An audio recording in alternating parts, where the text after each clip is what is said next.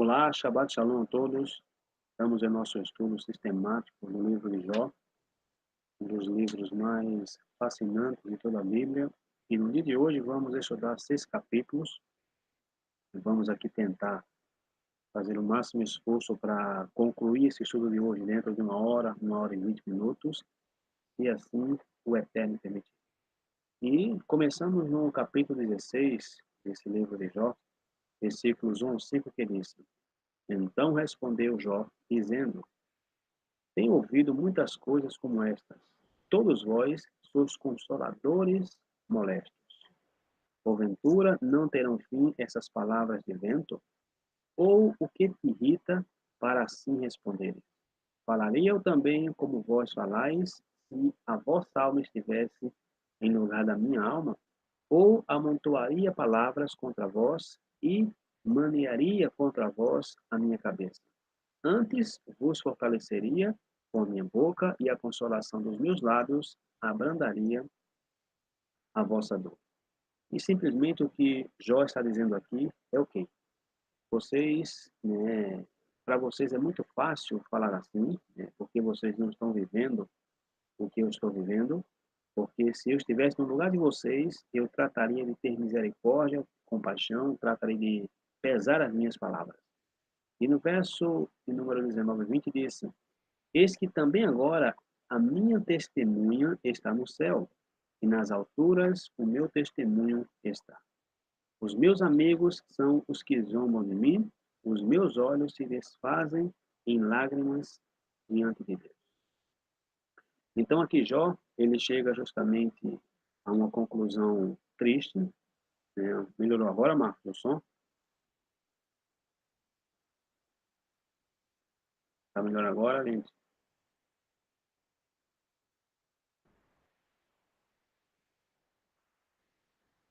Então, alguém poderia responder se esse som está saindo bem aí no YouTube? Ok.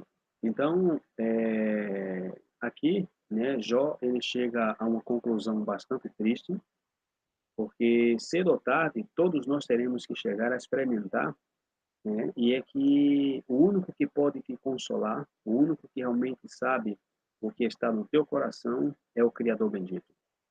E às vezes é sumamente triste e também deprimente não ser compreendido, né? Tem momentos que queremos que as pessoas entendam nossa dor, porque muitas vezes temos expectativas das pessoas, porém, aí ficamos justamente amargurados com as pessoas e às vezes com teus próprios familiares, com as pessoas mais próximas a você. Por quê? Porque elas não te compreendem, porque não entendem, né, o quanto você está sofrendo, porque não são mais sensíveis, enfim. E aí a pessoa começa a ficar amargurada com as pessoas. Por quê? Pois porque essas pessoas não suprem tuas expectativas. E Deus permite isso para o quê? Para que você chegue à conclusão que o único que pode te consolar é Ele. Então não busque a consolação das pessoas, não busque receber o apoio, a ajuda que você precisa das pessoas, porque o mais provável é que você vai se decepcionar. E aí você vai dizer que todos são os maus agradecidos, que são uma bola de egoístas, que não deram aquilo que você queria, e é justamente você irá terminar se amargurando. Porém, a melhor e mais sã conclusão que você e eu precisamos chegar é essa que Jó está dizendo aqui. No versículo 19 e no verso 20, quando Jó diz o seguinte: Eis que também agora a minha testemunha está no céu, e nas alturas o meu testemunho está. Os meus amigos são os que zombam de mim. E uma vez, Yeshua disse que o seu amigo mais próximo a ele, o que comia comigo num prato, levantou contra mim o seu calcanhar. Então, o amigo mais próximo me traiu, aquele que lhe dei a minha confiança, né, lhe dei todo o meu amor, todo o meu carinho. E Pedro, uma vez, disse: Senhor, eu dou a minha vida por ti. Porém, ao final, Pedro, ele chegou a negar Yeshua. Então, a conclusão que Jó chega justamente é essa, que os meus amigos são os que zombam de mim, os meus olhos se desfazem em lágrimas diante de Deus. Então, somente o Eterno é quem pode nos consolar, Então não espere nada das pessoas, por quê? Porque você ficará amargurado, amargurada, ressentido, ressentida. Então, o melhor que podemos fazer é derramar diante do Eterno todas as nossas lágrimas, assim como Pedro fala, que lancemos sobre ele todas as nossas ansiedades. Por quê? Porque ele nunca irá te decepcionar. E no capítulo 17 do livro de Jó, estamos apenas agora examinando alguns versículos do livro de Jó, não todos os versículos do capítulo. O verso primeiro do capítulo 17 diz assim: o meu espírito se vai consumindo, os meus dias se vão apegando, e só tenho perante mim a sepultura.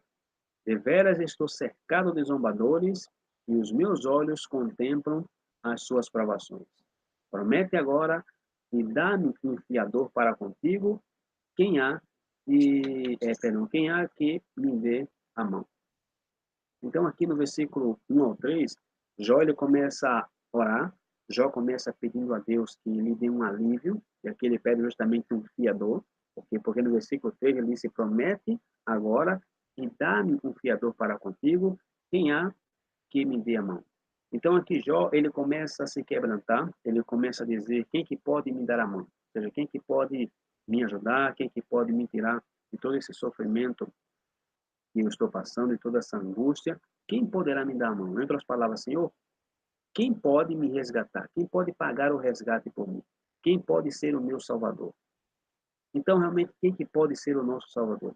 Quem pode pagar o resgate, a fiança, pois somente aquele que é inocente, aquele que é perfeito. E no versículo 4, Jó segue dizendo o seguinte: a corrupção clamo, tu és meu pai, e aos vermes, vós sois a minha mãe e minha irmã. Onde, pois, estaria agora a minha esperança? Sim, a minha esperança, quem a poderá ver? As barras da sepultura descerão, quando juntamente no pó teremos descanso. Então, aqui Jó, ele já em seu desespero, e quando todos estão contra Jó, Deus vai levá-lo ao ponto onde Jó quer. E no capítulo 18, Bildade, né, justamente vai entrar em cena mais uma vez, e Bildade e os malvados, e vão começar dizendo o seguinte contra Jó. Então respondeu Bildade, o suíta, e disse, até quando poreis fim às palavras? Considerai bem, e então falaremos, porque somos tratados como animais e como imundos aos vossos olhos. Ou seja, por que, Jó, tu estás olhando assim para nós? Nós somente estamos tratando de te ajudar, somente queremos o teu bem. E quem já viu todo esse estudo, né, do capítulo 18 até o capítulo 1, vê que esses amigos de Jó, no começo, realmente tinham uma boa intenção de querer ajudar Jó. Porém, ao decorrer da história, esses mesmos amigos de Jó, eles já começaram a criticar Jó, dizer que Jó tinha um pecado, alguma maldição por aí oculta, porque ele sobreviveu isso na vida de Jó. E no verso 4 disse, ó tu que despedaças a tua alma na tua ira, será a terra deixada por tua causa? Remover-se-ão as rochas do seu lugar? Na verdade, a luz dos ímpios se apagará, e a chama do seu fogo não resplandecerá. A luz se escurecerá nas suas tendas, e a sua lâmpada sobre eles se apagará. Os seus passos firmes se estreitarão, e o seu próprio conselho derrubará, porque por seus próprios pés é lançado na rede e andará nos fios enredados. O laço o apanhará pelo calcanhar e a armadilha o prenderá. Está escondida debaixo da terra uma coroa e uma armadilha na vereda. Os assombros o espantarão de todos os lados e o perseguirão a cada passo. Será faminto o seu vigor e a destruição está pronta ao seu lado. Serão devorados os membros do seu corpo, sim, o primogênito da morte devorará os seus membros. A sua confiança será arrancada da sua tenda, onde está confiado, e isto o fará caminhar para o rei dos terrores. Morará na sua mesma tenda, o que não lhe pertence, espalhar-se-á enxofre sobre a sua habitação, por debaixo se secarão as suas raízes, e por cima serão cortados os seus ramos. A sua memória perecerá da terra, e pelas praças não terá nome. Da luz o lançarão nas trevas, e afugentar-lo-ão do mundo. Não terá filho nem neto entre o seu povo, e nem quem lhe suceda nas suas moradas. Do seu dia se espantarão os do ocidente, assim como se espantam os do oriente. Tais são, na verdade, as moradas do perverso, e este é o lugar do que não conhecem a Deus. E muitas vezes nós pensamos que quando nós recebemos uma palavra assim bem forte, né, é que quando nós estamos aí, ou seja, é quando nos dá assim uma sacudida, é que nós nos sentimos assim mais miseráveis. E muitas pessoas têm aprendido um conceito um conceito de Deus como um Deus assim muito severo, um conceito equivocado, um conceito de um Deus cruel, de um Deus vingativo, de um Deus terrível. E se eu, por exemplo, se eu de um estudo assim bíblico, de um seminário, de uma congregação, me sentindo um lixo, ou seja, é como que aí Deus não se moveu, Deus não falou comigo. É como, por exemplo, ou seja, é como que a unção, como se fala, por exemplo, nas igrejas, como que a unção não estava na pessoa. E às vezes as pessoas, ela se compara, por exemplo, a unção de Deus, quando um pregador ou uma pessoa está falando aí gritando. Porém, o que é que a Escritura diz acerca do Espírito de Deus, do fruto do Espírito? Fruto do Espírito é o que? Amor. Então começa por aí. Então, de qual símbolo, por exemplo, veio o Espírito de Deus sobre Yeshua? Não veio gritando, pulando, dando manifestações espetaculares. E quando Yeshua chegou a uma sinagoga em Nazaré, diz aí a Bíblia que ele pegou o livro do profeta Isaías, onde estava escrito: O Espírito de Deus está sobre mim. Então, de qual maneira se manifestou o Espírito do Eterno em Yeshua?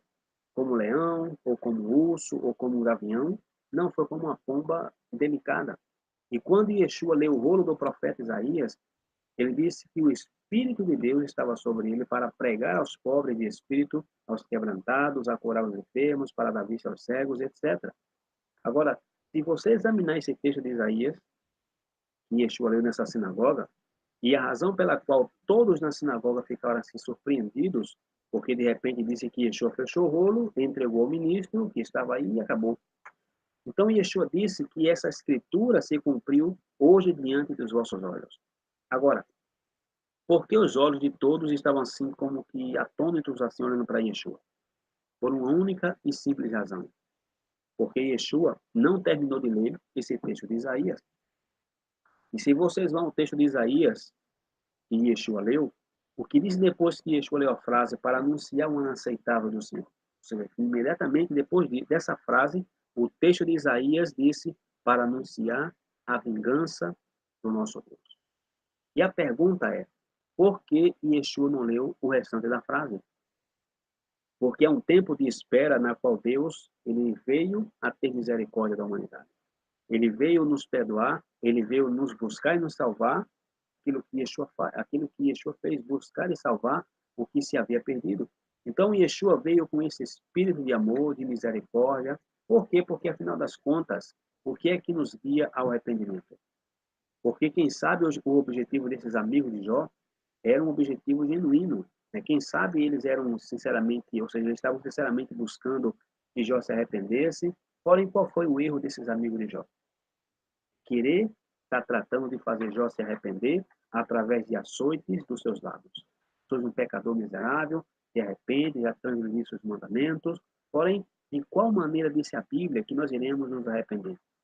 Pois através da longanimidade de Deus, e através da misericórdia de Deus que nos guia ao arrependimento.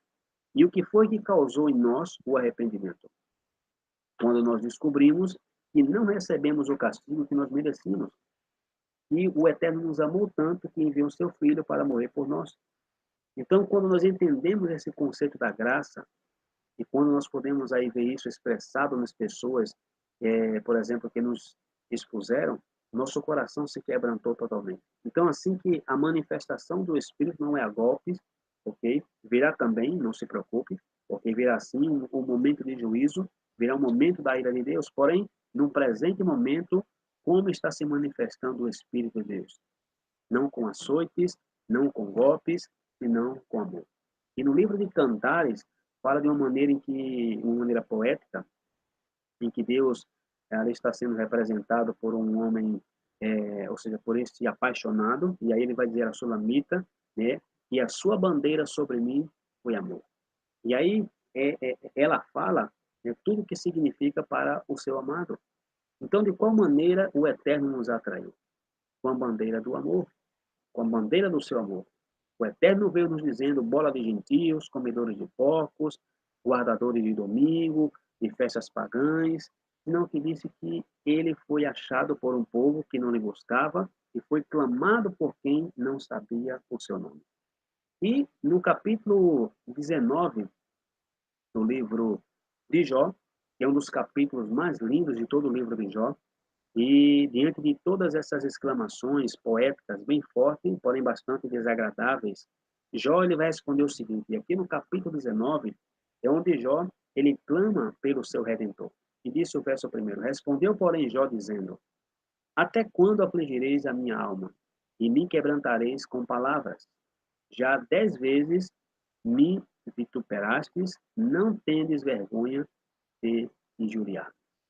Agora, essa frase 10 vezes que aparece aqui, na verdade é um hebraísmo, que quer dizer algo assim como que incontável, ok? E para quem não sabe o que é um hebraísmo, ou o que são os hebraísmos, hebraísmos são conceitos hebreus, conceitos particulares da cultura hebraica, que não tem uma tradução literal, uma tradução conceitual ou alegórica a outro idioma, ok? Então, quando você fala aqui de 10 vezes, quer dizer que é uma coisa incontável, ou seja, tem a ver com totalidade, ou seja, algo que você não consegue realmente chegar à sua plenitude.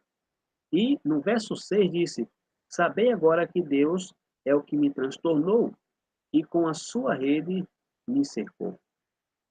E Deus, ele não fez isso na vida de Jó. Deus o permitiu.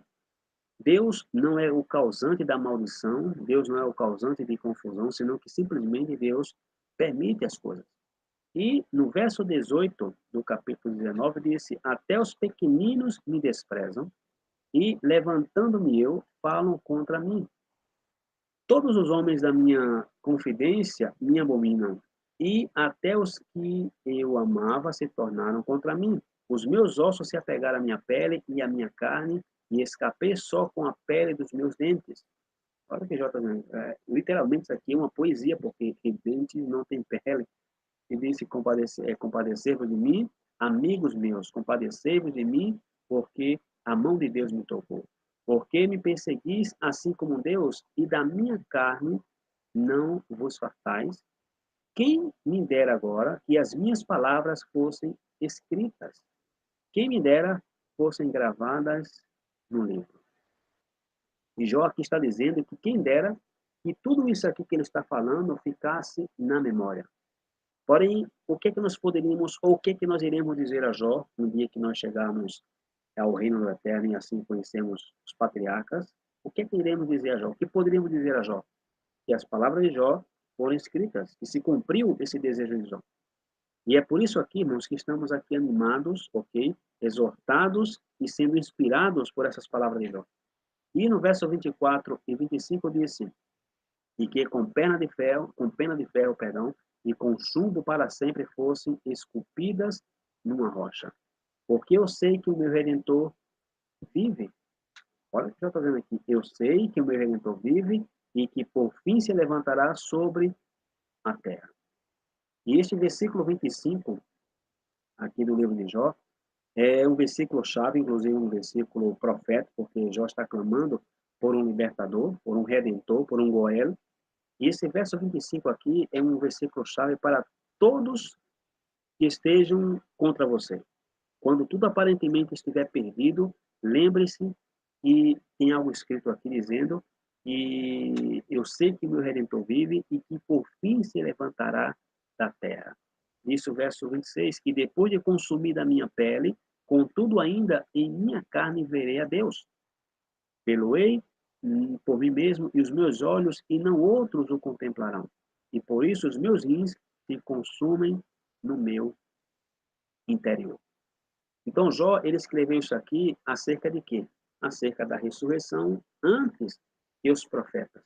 Ou seja, Jó, na verdade, os profetas, Davi, Salomão, os profetas, escreveram seus livros em base às palavras de Jó. Por quê? Porque no verso 26, Jó está dizendo, e depois de consumida a minha pele, contudo ainda a minha carne, verei a Deus. Ou seja, contudo ainda em minha carne, ele vai ver o Criador. Ou seja, que Jó, ele conheceu esse mistério da ressurreição. E aqui, Jó está confiando nessa esperança. Isso aqui era o que ajudava Jó a aguentar tudo o que ele estava passando em sua vida, ou seja, a esperança da ressurreição. E, no verso 25, por isso que ele disse, porque eu sei que o meu Redentor vive. Então, Jó, na realidade, ele está profetizando que o seu Redentor vive e que vai lhe resgatar, que vai se levantar vivo da terra. Ou seja, e quem foi que se levantou vivo da terra? Foi justamente Yeshua. E Jó já estava profetizando que o Messias, ok, lógico que ele estava se referindo aqui ao Eterno, e veja que Jó aqui não está se referindo a justamente o Messias. Ele diz que os meus olhos verão a Deus, ok, a gente ver aqui alguns versos anteriores, ok, ele vai dizer que os seus olhos verão aqui a Deus, ok, porém, como ele vai ver a Deus? E como é que ele está dizendo que o seu Redentor vive e que por fim se levantará sobre a terra, se Deus não pode morrer? Então, Jó simplesmente está profetizando a ressurreição já do Messias. Então, Jó está profetizando que o seu Redentor vive e vai lhe resgatar, e é exatamente o que aconteceu com a ressurreição de Yeshua dentre os mortos. E Jó disse isso inspirado pelo Espírito de Deus. E vemos que esse livro de Jó é um livro muito antigo, e quem sabe o livro de Jó, talvez, segundo alguns eruditos, foi o primeiro livro que foi escrito. Então, a partir daqui, em base a essas palavras, depois os profetas seguiram transmitindo a mesma mensagem, que ao terceiro dia Deus daria vida, que Deus resgataria seu ungido do sepulcro, e essa seria justamente a primícia dos que dormem. Ele seria o primogênito dentre os mortos, primeiro ressuscitado para nunca mais morrer, e daí muitos outros iriam ressuscitar.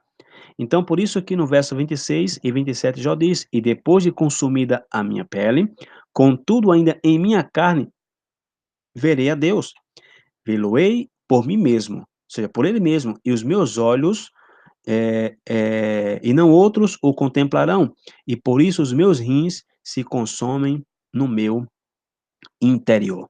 Então, Jó, ele está reconhecendo algo aqui. E sabe que mais? Haverá ressurreição, uns para a vida eterna e outros para a destruição eterna.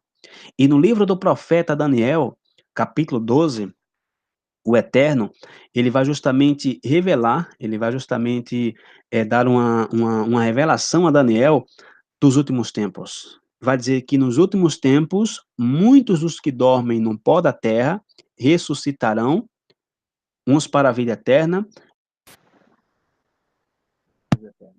os que, pois, resplandecerão com o fulgor do firmamento, e os que a muitos ensinam a justiça como as estrelas sempre e eternamente. Agora, o conceito de terceiro dia é um dos temas mais interessantes de toda a Bíblia. Por quê? Porque esse tema, o conceito de terceiro dia, na Escritura, surge várias vezes. Por exemplo, Abraão, diz a Bíblia, que Abraão ele vai ver o lugar onde ele iria sacrificar Isaac em qual dia? Pois no terceiro dia.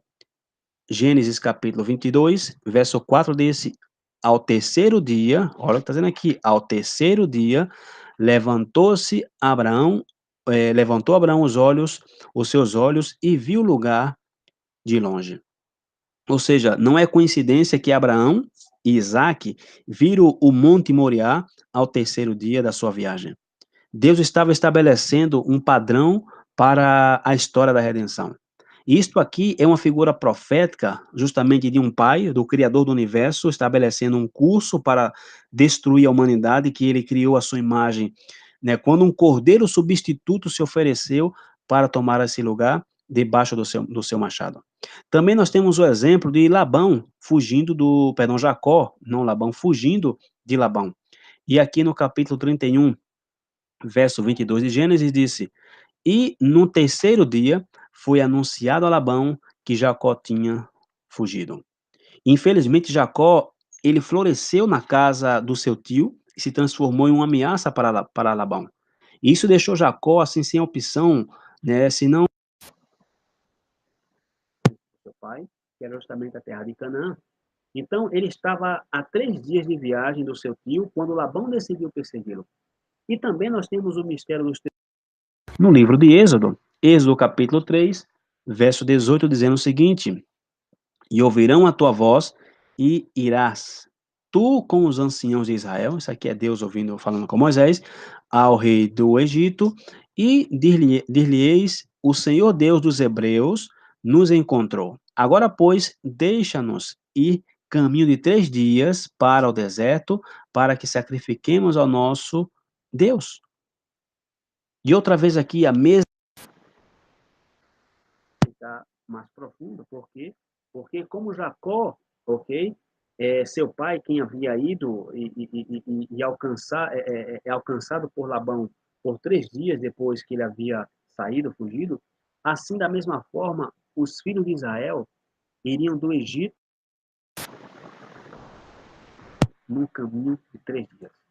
E no livro de Êxodo 15, verso 22 disse: Depois fez Moisés partir os israelitas do Mar Vermelho e saíram ao deserto do sul, e andaram 3 dias num deserto e não acharam água.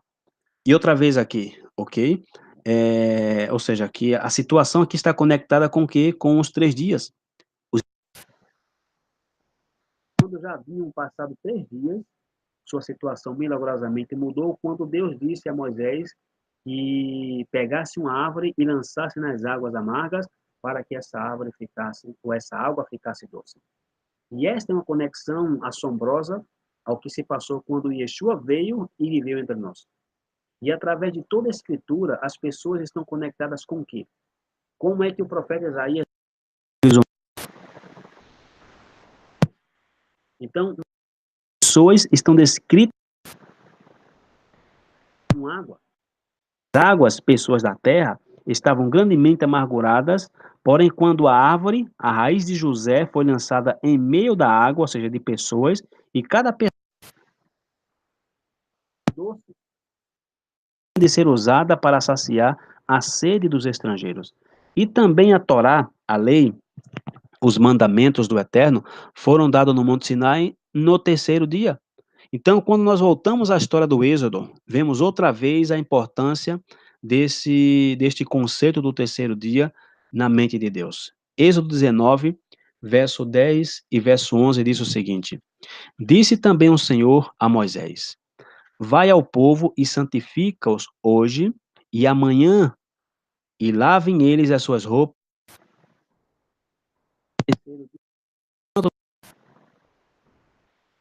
diante dos olhos todo o povo sobre o monte Sinai.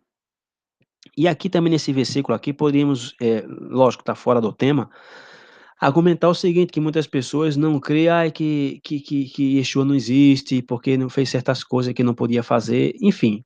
Agora, se aqui disse que Deus iria descer, aqui literalmente disse o Eterno, Yud, Rei, Rei, descerá diante de vós. Agora, se Deus desceu no Monte Sinai, quem é que ficou no céu ou na habitação de Deus, quando ele desceu? Agora, se Deus é onipotente e ele desceu, ou seja, então ele já não está, ou seja, então ele já não abarca todo o universo. Então nós poderíamos aqui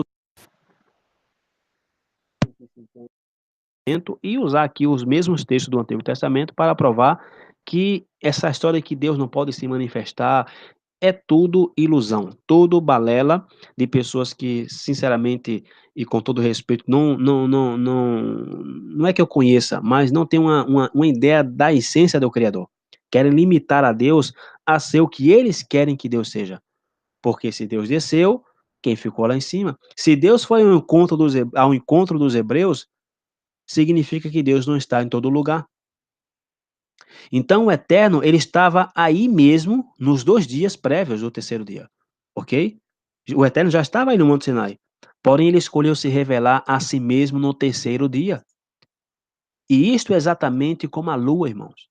Por quê? Porque onde começa um novo ciclo, no momento que a lua está escura, porém não se revela a si mesma até o terceiro dia do ciclo. Então, os paralelos à morte e à ressurreição do nosso Messias são justamente reveladores. Quando alguém te perguntar, e cadê a profecia de terceiro dia que o Messias iria ressuscitar? Pois aqui está. Que infelizmente as pessoas estão tão mimadas por Deus que querem assim um versículo escritinho assim, que o Messias ressuscitaria no terceiro dia. Porém, lembrando que o livro de Provérbios fala que o Eterno, que ele escondeu um tesouro, ok? Que a glória de Deus está em cobrir justamente o negócio. Porém, a honra do rei está em descobri-la. E a Bíblia justamente é como um poço. Tem que se cavar para que você ache água. Você não pode cavar um poço já com água em cima. Então, é exatamente aqui, assombrosamente reveladora, o conceito de ressurreição, da morte e da ressurreição do Messias no terceiro dia. Porque quando nós recebemos nossa vida, em sua morte ou na ressurreição do Messias? Porque, de acordo com a Torá, o momento em que o sangue foi derramado, nós somos perdoados. O véu, disse a Bíblia, que foi rasgado e nós tivemos acesso ao Eterno. Então, sua ressurreição somente provou o que já havia acontecido no passado, ok, na Torá, se levantar dos mortos não era requerido para que o sacrifício fosse aceito por Deus, porém, por que Yeshua se ressuscitou? Porque se ele não ressuscitasse, pois justamente a sua noiva ficaria à deriva. A sua noiva tinha que se casar com alguém. Porque se ele não ressuscitasse, até porque alguém pode argumentar, ok, ele morreu e ressuscitou. Mas a Bíblia não diz que um cordeiro, por exemplo, era necessário ressuscitar para que o sacrifício fosse aceito. Porém, Yeshua ressuscitou justamente para tomar posse da sua noiva. Então, no momento em que o sangue foi derramado, houve perdão para os pecados. Por quê? Porque ele veio por sua noiva. Sua morte e sua ressurreição tinha a intenção de prover um novo elegível, né, um noivo, perdão, para ser o recém-liberado povo para se casar com ele. E além do mais, depois que Yeshua ressuscitou ao terceiro dia, em que momento do dia Yeshua se revelou? Pois pela manhã, justamente quando o Eterno se revelou a si mesmo ao seu povo pela primeira vez. Então o Filho se revelou a si mesmo, ao seu povo, outra vez, no mesmo dia, ao mesmo tempo, simplesmente algo profético. Então poderíamos ficar aqui a noite toda mostrando exemplos proféticos do terceiro dia, né? Outras passagens, por exemplo, contendo essa ideia, está em Osés capítulo 6, onde diz que Deus no terceiro dia vai nos dar vida. Além do princípio do terceiro dia, há também várias passagens que apontam para a ressurreição dos mortos, Ezequiel 37, Isaías 26, Daniel 12, e especificamente a ressurreição do Messias, Salmo 16 e Isaías 53. Porém, é interessante notar que no Novo Testamento, o terceiro dia, ele é reservado apenas para falar da ressurreição de Yeshua. Por quê? Porque o Yeshua é o cumprimento desta esperança messiânica. E é interessante que Paulo, em 1 Coríntios capítulo 15, diz que o Messias foi ressuscitado dentre os mortos, as primícias daqueles que adormeceram, daqueles que dormem. Por quê? Porque ele vive. Nós podemos saber que ele venceu a morte em nome de todos nós, para que todos nós possamos confiar nele. Então, esta é a mensagem mais grandiosa que nós temos na Bíblia, a ressurreição dos mortos. E todas essas especulações de que não importa como você vive tua vida, que finalmente você vai morrer e se acabou tudo, o comido, o viajado, ninguém tira de ti, pois isso é uma mera imaginação. E tem uma música, né, que inclusive eu gostava muito, uma música de John Lennon, né, que é uma música que se chama Imagine, né, imagine um mundo sem fronteira, imagine um mundo em que não há céu, que não há inferno, imagine todos os unidos como irmãos, imagine todo mundo em paz e harmonia. Agora, por que será que essa música se chama Imagine? Pois porque é pura imaginação, que não há céu, que não há fronteira. Por quê? Porque a Escritura disse que a ressurreição para a vida eterna é uma ressurreição para a condenação. Isso poderia até soar um pouco romântico, uma música assim, essa de John Lennon, porém não é real. E pulando agora ao capítulo 20 do livro de Jó, porque estamos apenas estudando alguns versículos já para a gente ganhar tempo, alguns versículos-chave do livro. E aqui no capítulo 20, um amigo de Jó chamado Zofá, ele vai continuar suspeitando de Jó acerca da sua maldade. E no verso 1 ao verso 5, esse Zofá começa dizendo: Então respondeu Zofá, o Naamanita, Naamatita, perdão, e disse: Visto que os meus pensamentos me fazem responder, eu me apresso. Eu ouvi a repreensão, que me envergonha, mas o espírito do meu entendimento responderá por mim. Porventura, não sabes tu que desde a antiguidade, desde que o homem foi posto sobre a terra, o júbilo dos ímpios é breve, e a alegria dos hipócritas momentânea? Ou seja, Jó, a tua alegria vai durar pouco tempo, Jó, ok? Não se ilude muito, porque isso é só temporário.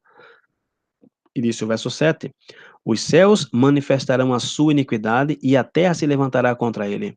As riquezas da sua casa serão transbordadas, num dia da sua ira todas se derramarão. Esta da parte de Deus é a porção do homem ímpio esta é a herança que Deus lhe decretou. Ou seja, veja o que esse cidadão está dizendo aqui, que as riquezas da sua casa serão transbordantes, no dia da sua ira todas se derramarão. E disse que essa da parte de Deus é a porção do homem ímpio. Esta é a herança que Deus lhe decretou. E no capítulo 21, Jó simplesmente vai se defender dessa acusação aqui, desse Zofar na Amatita, dizendo o seguinte: respondeu, porém, Jó dizendo: ouvi atentamente as minhas razões, e isto vos servirá de consolação.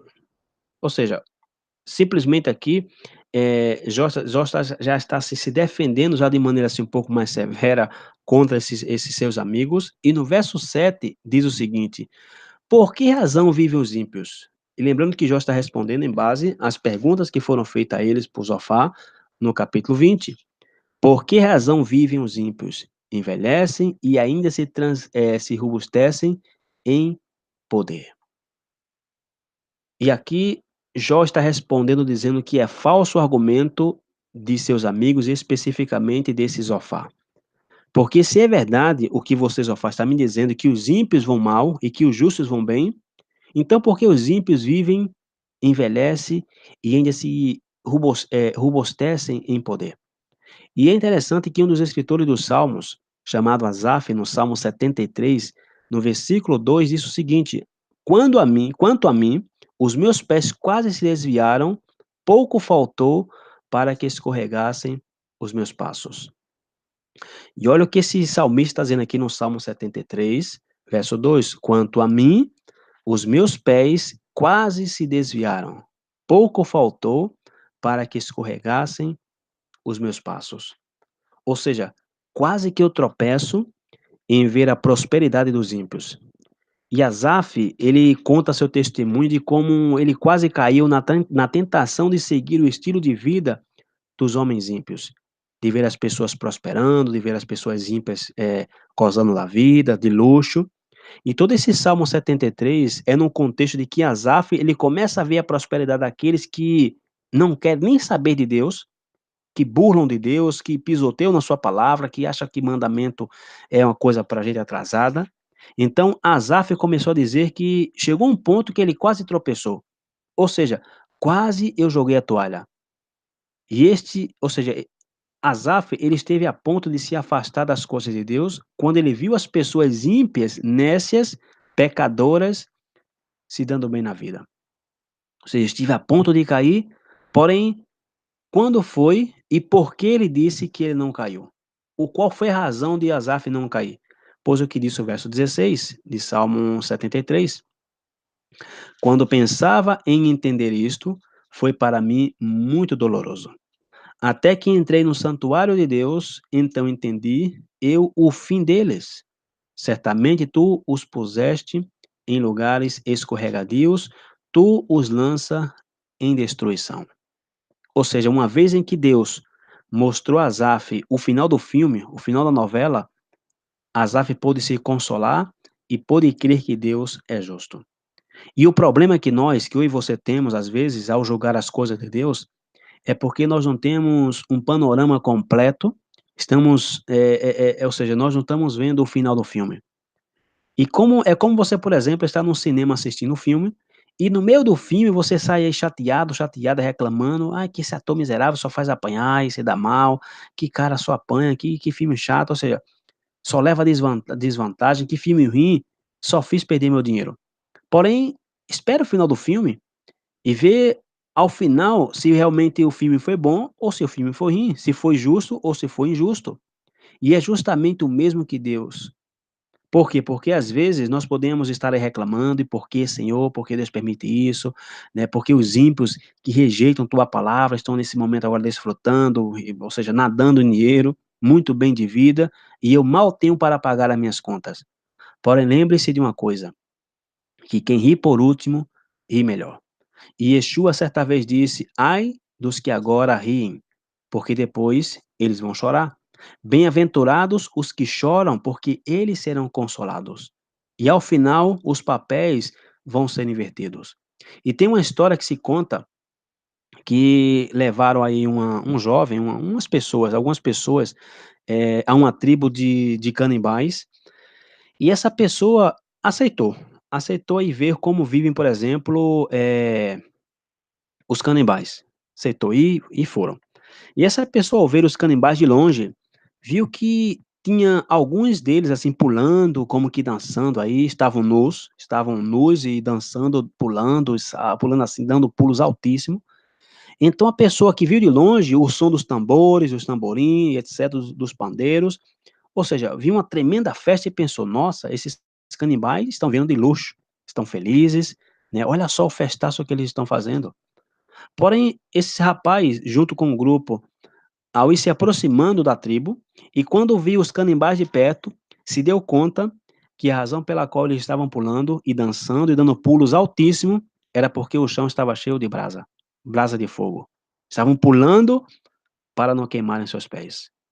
E muitas vezes você e eu vemos pessoas que estão dando uns super saltos na vida, que estão aí fazendo coisas assim sofisticadas, que compram o carro do ano, vestem roupas de luxo, vivem assim uma vida luxuosa em comparação ao mesmo nível de vida que nós temos, ok? Porém nós vemos assim de longe e pensamos: "Uau, essa pessoa sim vive de luxo, essa sim está desfrutando a vida". Porém, uma vez em que você se aproxima dessas pessoas, você vai se dar conta do porquê estão saltando tão alto. É pela dor que estão sentindo. E a dor é tanto, a solidão é tanto que procuram fazer esse tipo de coisas bem espetaculares para serem vistos, para justamente tratar de amenizar a sua dor. Então, assim que nem todas as coisas que são, ou seja, nem tudo que reluz é ouro. E é justamente o que Jó, ok, ele começa a se dar conta, que cedo ou tarde, que justos e verdadeiros são os caminhos de Deus. E no capítulo de número 22, ok, do livro de Jó, é o capítulo que vamos concluir. Capítulo aqui 22, ele segue acusando Jó da sua maldade. E ao princípio, como eu falei anteriormente, esses amigos de Jó, eles eram um pouco sutil.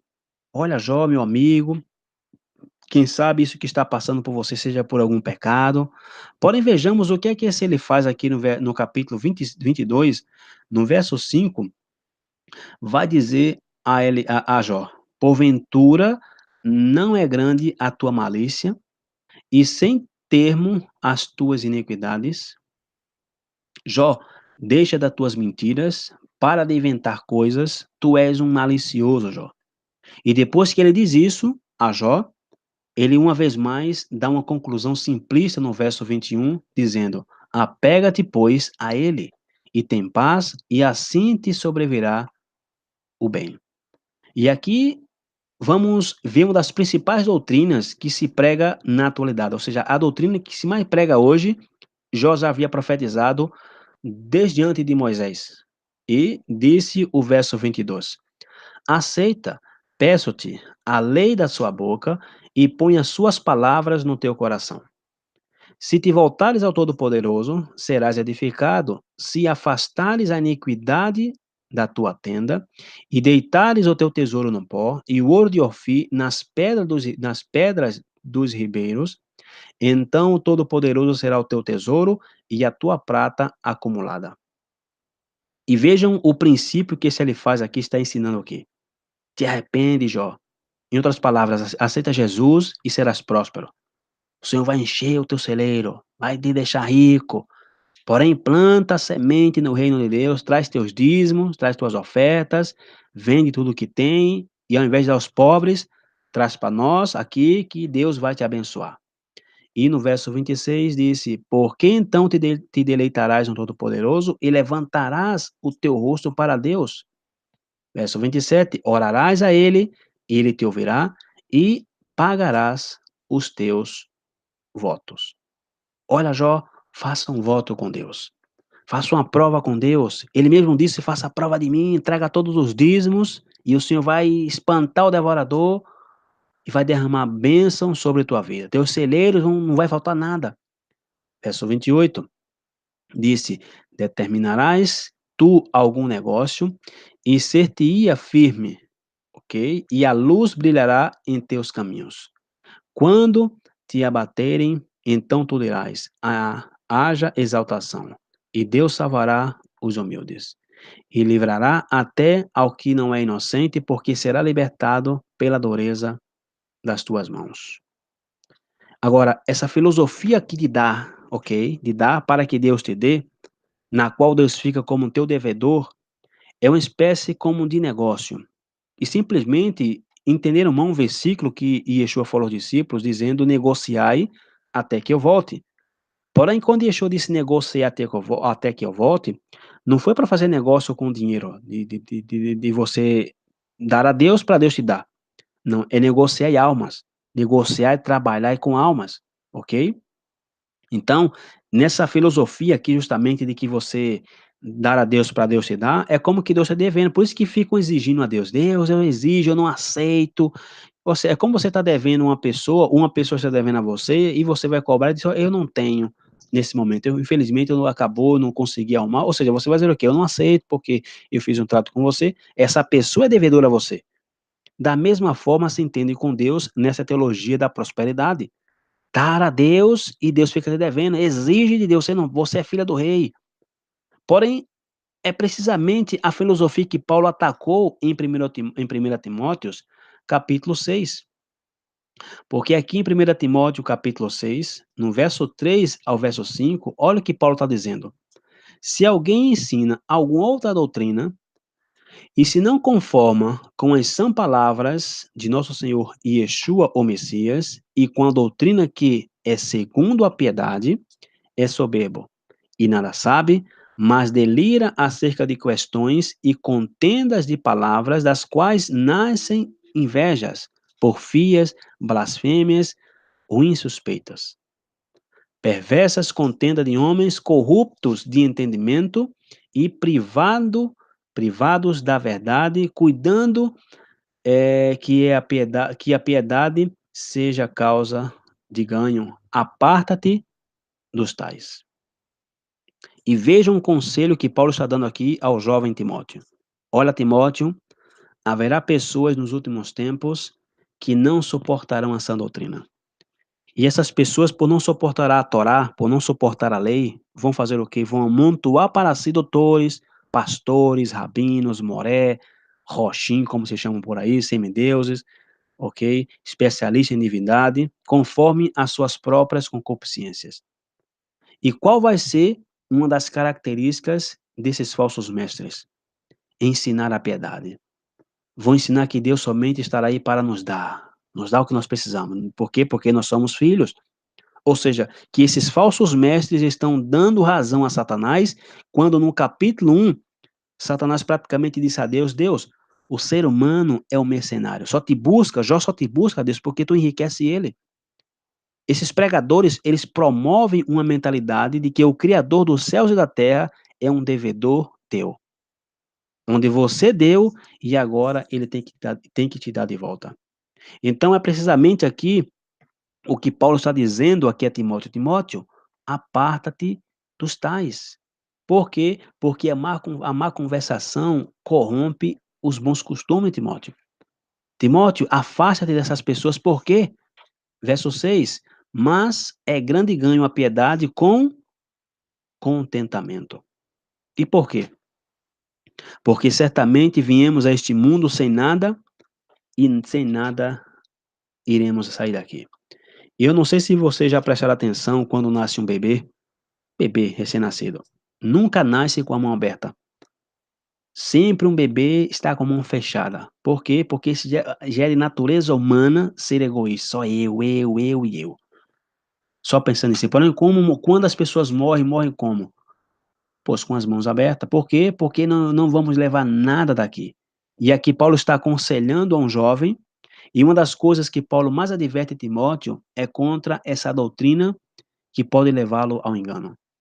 Agora, se Timóteo, ok, que conhecia a palavra, que foi instruído desde pequeno nas Sagradas Escrituras, Paulo estava advertindo a Timóteo, o que podemos dizer dessas pessoas a 2000 anos e alguns dias de distância de Paulo e Timóteo? Pois, se isso levava, ou seja, que essas pessoas estão sendo levadas ao engano, estão sendo literalmente enganadas, por quê? Porque a Bíblia fala que quem desvia os seus ouvidos e ouvir a lei, até a sua oração será maldita. E o mesmo conceito de Balaão, porque qual foi o erro de Balaão? Que por lucro vendeu o dom que Deus deu, o dom que Deus deu a ele de profecia, porque se você examinar as profecias de Balaão, Balaão profetizou coisas extraordinárias acerca do Messias. Porque no Antigo Testamento, ou seja, das profecias mais extraordinárias acerca do Messias, foi Balaão quem profetizou. Balaão falou maravilhas de Yeshua. Porém, qual foi o erro de Balaão? Que utilizou esse dom que Deus lhe havia lhe dado para enriquecer. E depois, por essa ambição de dinheiro, ele aconselhou a Balaque a fazer com que o povo de Israel fizessem coisas com respeito à idolatria. E esse foi justamente um dos erros e um dos perigos, ok? E é desses mestres dos últimos dias, que vão pregar a fé baseada nas coisas materiais, em questões efêmeras, para te dar um PDF, olha, tu deposita somente o necessário para o papel, como que PDF exigisse papel. Só o custo de enviar, ou seja, para você dar um clique no enter do computador, você paga aí R$ 10 por um PDF. Tudo relacionado com coisas materiais. E é precisamente a doutrina tanto de Satanás como desses amigos de Jó. Então tenhamos muito cuidado com esse tipo de pregação, com esse tipo de ensinamento que vemos por aí, ensinamentos alardistas, ensinamentos que só propõem coisas materiais, não te levam justamente a um estado de espiritualidade, a um estado em que você vai justamente se conectar com o Criador. Por quê? Porque é aqui justamente no verso 6 o que Paulo fala, que a piedade, ou seja, mas é grande ganho a piedade com contentamento. Então tenhamos alegria com aquilo que o Eterno tem nos dado. Não caímos ou não caiamos, por exemplo, na atitude de Asaf, de ver os ímpios prosperando, né, tendo vida de luxo, enquanto na tua vida não está sobrando nem para o chiclete. Então que o Eterno nos abençoe, que o Eterno nos guarde desse mundo materialista, desse mundo que nos leva justamente a dar um mau testemunho de Deus. De mostrar a Satanás de que realmente Satanás tem razão, em que nós só buscamos ao Eterno pelas coisas que ele pode nos dar, pelas coisas que ele pode fazer por nós, pelas coisas que o Eterno pode justamente suprir. E isso o Eterno faz com qualquer pessoa. É como uma história que se conta de um homem rico que o seu filho pediu a sua herança, ou seja, seu filho todo dia chegava para pedir dinheiro a ele. Tem dois filhos, um bom e um ruim. E o ruim todos os dias chegava e, pai, eu quero tanto, ele dava tanto. E dava até mais. E quando o filho ímpio, perdão, quando o filho bom pedia ao seu pai, ele dava bem pouquinho. E o filho bom perguntou, mas pai, por que o meu irmão que não te despreza, que mal vive aqui, quando vem te pedir as coisas, tu dará a ele em abundância? E a mim tu dás assim pouquinho. Eu disse, filho, porque eu sei que tu me amas, e como eu não quero que tu vá ser exatamente como ele, de só vir a mim para me pedir e passar tempo sem vir, porque pedir um mês, o pai já dava para 3 meses, então cada dia tu tem que vir a mim me pedir. Ou seja, eu estou te dando um pouco para que você não se afaste de mim. E é exatamente o que Yeshua faz em Mateus capítulo 6, quando Yeshua disse, Pai nosso que está nos céus, santificado seja o teu nome. Venha a nós o vosso reino e seja feita a tua vontade, assim na terra como nos céus, santificado seja o teu nome. E ele faz o quê? O pão nosso de cada dia. Por quê? Porque cada dia temos que estar aí pedindo ao Eterno misericórdia, clamando e se contentando com o dia de hoje. Por isso que Paulo aqui fala, mas é grande ganho a piedade com o contentamento. Então, que o Eterno abençoe a todos nós. Desejo a todos um excelente Shabat. E amanhã, se o Criador assim permitir, estaremos ao vivo aí pela manhã, a partir das 10 horas, 9h30 em diante, e também à tarde, se assim o nosso Pai nos permitir, em nome de Yeshua. Shabbat Shalom a todos, que desfrutem desse dia como se não houvesse outro. Shalom e até a próxima.